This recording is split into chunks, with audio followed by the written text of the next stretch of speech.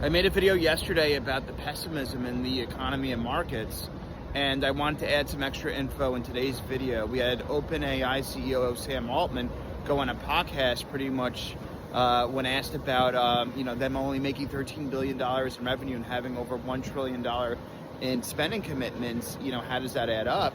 Sam Altman was very defensive, and he's saying to Brad Gerstner on the BG2 pod, sell your shares.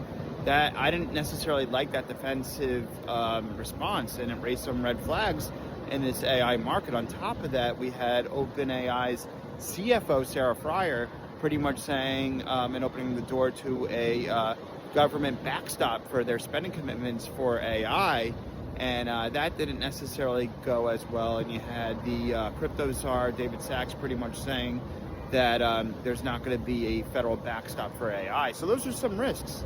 For AI, but I still think the demand for, AI and chips is far exceeding the supply, and that's a greater force. The tailwinds for AI are greater than the headwinds.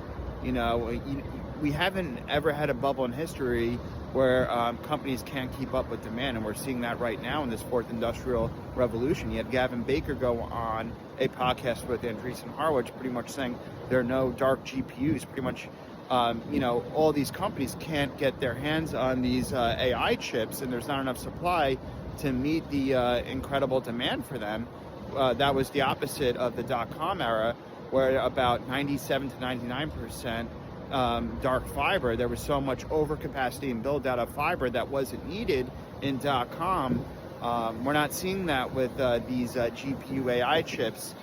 They're scarce. There's so much demand, not enough supply.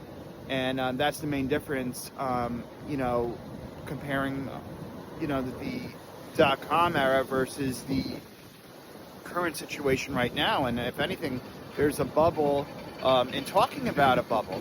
The stock valuations right now, according to the S&P 500 and a chart from Paul Rosen, are 1/3 lower than in the dot-com era. That doesn't mean we'll eventually be in a bubble. I still think that this bull market for AI will last another 2 to 3, perhaps 5 years, and end in a spectacular bubble crash at the end of the decade. But until then, I expect this bull market has legs, in my opinion. And this week,